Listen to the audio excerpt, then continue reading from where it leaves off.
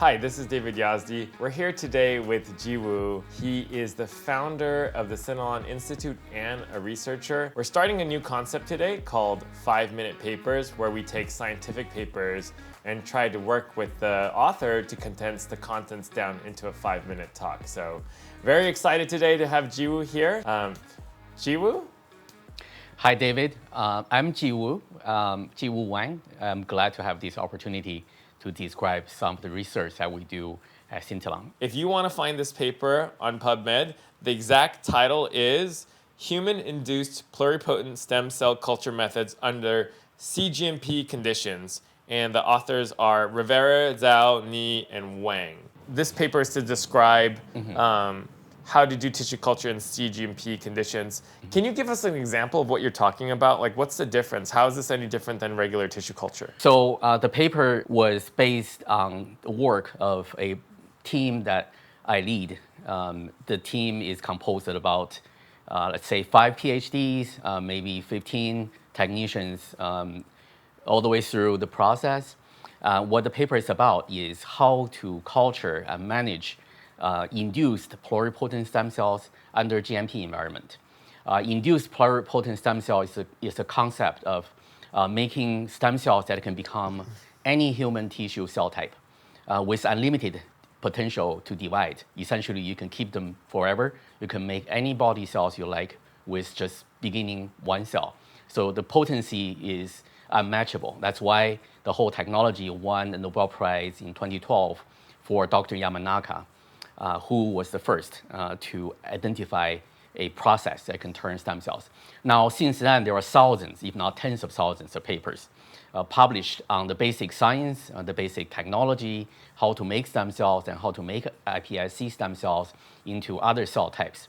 But how to make those cells relevant for clinical use, that takes different type of research, and that's what this paper is starting to be touching upon, which the title is actually how to culture iPSCs under GMP condition. Got it. Yeah. So you got the iPIC or iPSC? iPSCs, yeah. Okay, iPSC cells. Yes. So basically, these are like just super cells. They could become anything, divide as much as you want.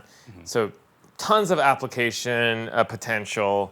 And so you're going to help us learn how to translate this technology into the clinical environment. Okay, so what do we do? What's done to get this to happen? Right. So first of all, the fundamentals of cell culture. A lot of people, if they're trained in molecular biology and cell biology, they think I got that, right? So I know how to passage a cell or split the cells. Yep. I know how to count the cells, and I know how to store them in cold temperature, extremely cold temperature, like liquid nitrogen. Oh, wow. Yeah. And how do I revive or thaw the cells that are frozen under those conditions back into live culture stages. So this particular culture, like I said, is a small portion of a tremendous amount of work that needs to be done to bring iPSC into clinical usage.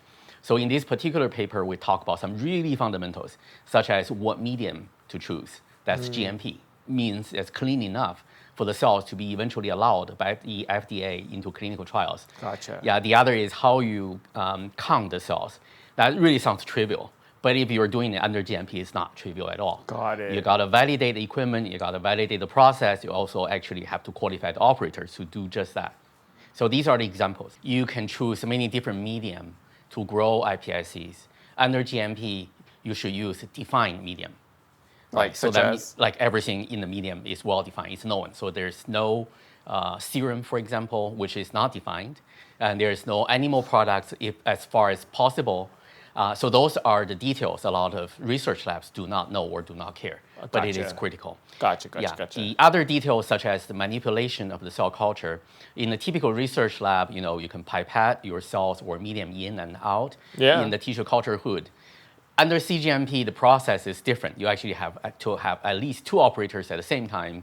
The operator that actually does the work cannot move any part of the equipment or the hands or arms out of the hood. Oh, so somebody damn. else outside has to do the recording, touching in the touchpad in our situation, in our facility, where you can kind of enter all the material that's used and registered. All right, so that was our first episode of 5-minute papers with Jiwoo Wang. That was great. I learned something about preparing stem cells in the cGMP setting.